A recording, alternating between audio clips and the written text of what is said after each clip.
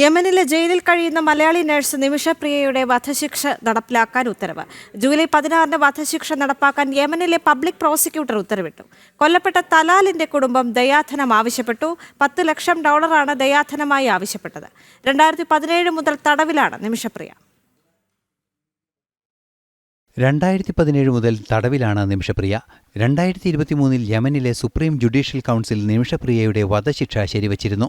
തുടർന്ന് വധശിക്ഷ നടപ്പാക്കാനുള്ള നീക്കങ്ങളിലേക്ക് കടക്കാൻ പ്രോസിക്യൂട്ടർ ഉത്തരവ് നൽകുകയായിരുന്നു. ജൂലൈ 16-ന് വധശിക്ഷ നടപ്പാക്കണമെന്നാണ് നിർദ്ദേശം. അതേസമയം കൊല്ലപ്പെട്ട തലാലിന്റെ കുടുംബാംഗങ്ങൾ ദയാധനം ആവശ്യപ്പെട്ടിട്ടുണ്ട്. $10 ലക്ഷം ദയാധനമായി ആവശ്യപ്പെട്ടത്.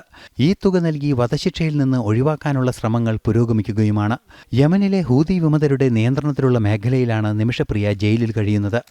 ഭാരതവുമായി കൃത്യമായ നയതന്ത്ര ബന്ധം യമനിലെ ഹൂതി വിമതരുമായി ഇല്ല. അതുകൊണ്ടുതന്നെ നയതന്ത്ര പരിഹാരം ഈ വിഷയത്തിൽ സാധ്യമാകുന്നുമില്ല. 2017-ലാണ് തലാൽ കൊല്ലപ്പെടുന്നതും നിമിഷപ്രിയ ജയിലിലാകുന്നതും.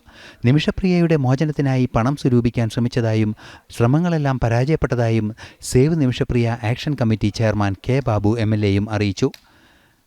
ന്യൂസ് ഡെസ്ക് ജനം.